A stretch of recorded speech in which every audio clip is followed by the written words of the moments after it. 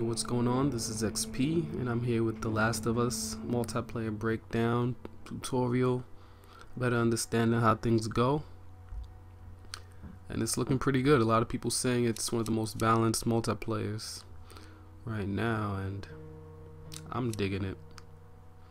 As you can see, it has this whole survival thing going on.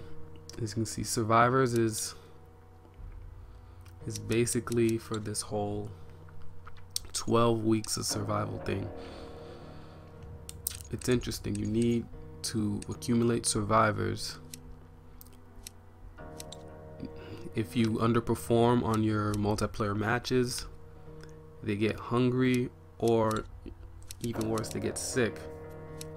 And it plays off this interesting story, which is a real incentive for you to play good in every multiplayer match.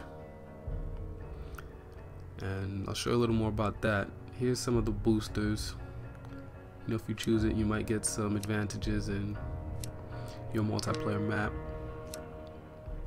A lot of people may be complaining about the two options, but there's only like a team deathmatch with a pool of 20 lives for the whole team, and then they kind of have a search and destroy type where there's only one match. I mean, only one life, and you know, you got to take everyone down.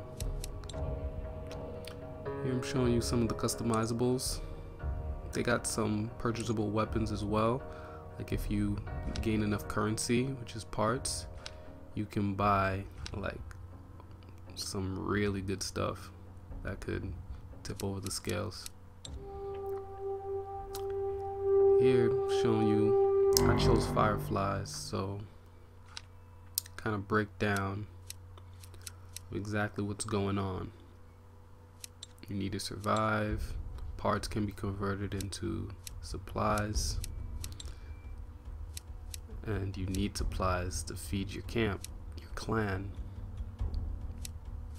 And because you're like the leader, you're reliant on the clan's, you know, prosperity and everything. I'm gonna get to show you a little example of what you gotta do in these multiplayer matches.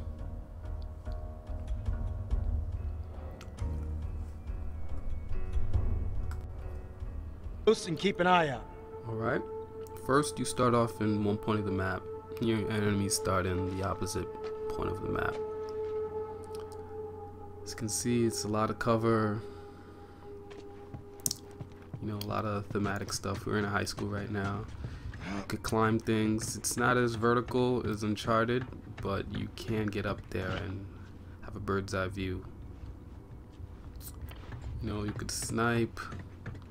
Another thing about sniping and just the game mechanics in general, headshots are only criticals. They're not like one-hit kills kind of deal.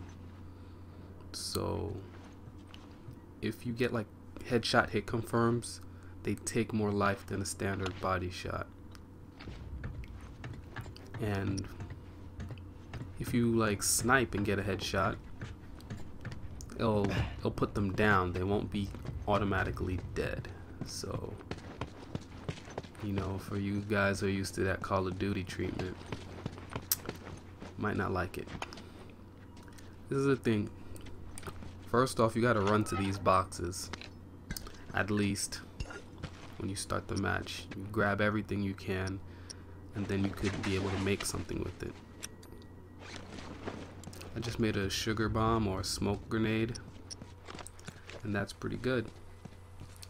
You know, it basically doesn't only obscure the area, it's also uses a stun bomb. It holds them in place. See, some boxes may have more, some boxes may have less, but you collect everything. So later on, even if you die, you keep the things that you get, and you're able to make some stuff, crazy good grenades and things that can take people out even faster than your regular guns that you have. Around the level you might see some health packs. Take them all until you You can't take any more. I think the max is 3. So you take them, and if you get shot, you know, find a little area to patch yourself up, and then you're good. Yeah, and here I use the listen mode. It's pretty good to listen around your surroundings, and you get to see through the walls if enemies are near, which gives you a chance to decide what you're gonna do. You know, fight or flight, put some grenades, you know, flank them. They could do the same thing, so you know, you always gotta expect that they gotta drop on you. Here I show you the in-game store. If you're running out of ammo, or if you need an armor boost, you go there, you buy as much as you need, and you know, you keep it going. You don't have to worry about, you know, your supplies, because they take into account everything that you accumulated throughout that whole match, and there's no real downsides to spending your money, so you do it however much you need. Here I make a scissor stick, which has a blade at the end. If you hit an enemy with that, automatic. Some of the shooting mechanics.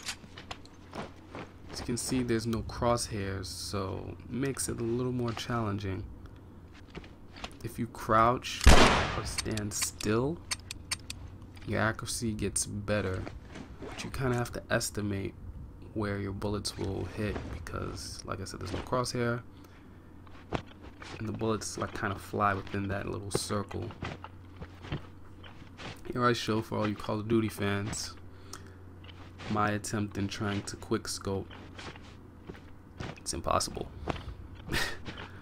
I believe that's a fact. You see here, I get the fastest possible shot, and even if you do that, the reload is crazy. I don't think you want to risk it. I said it first, quick scoping is impossible. You know, not even hard scoping, it's just regular sniping here. So hope you guys don't get disappointed about that. As you can see, crafting is a big thing. You know, it gets you points, it gets you weapons, you know, it gets you health. You always have to take into consideration where your next box may be. And here I show you what is like a grenade, like a nail grenade. It works the same way as a regular grenade does. You throw it, and in the next 2-3 seconds, it blows up. Here, if you press R1, you can leave it on the ground, and it acts as a, or actually a bouncing Betty, since it has like a radius.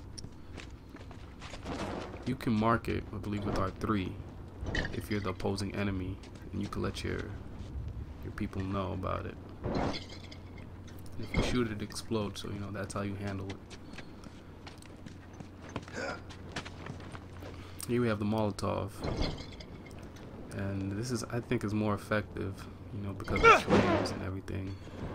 One hit, they're just cooked. As you can see, you can go undercover, throw it, and don't get in it, because you can die by your own flames.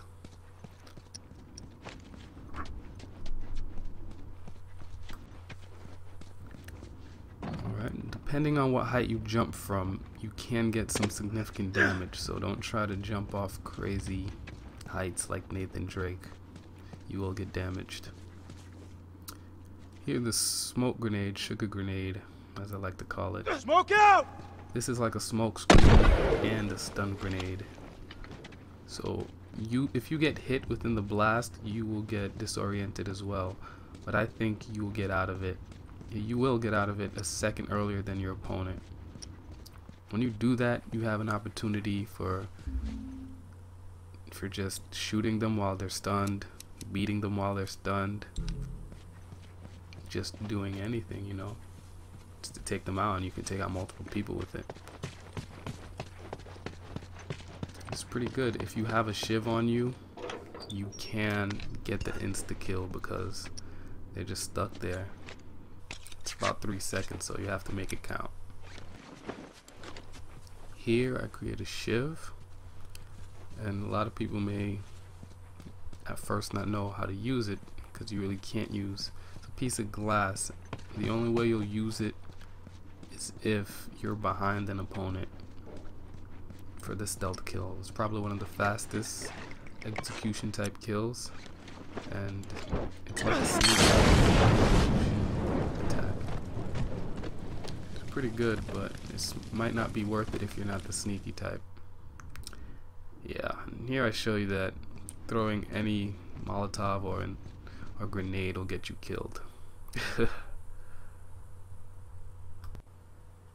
Alright, thanks for watching. Let me know what you think about this breakdown tutorial. Make sure to leave your comments below.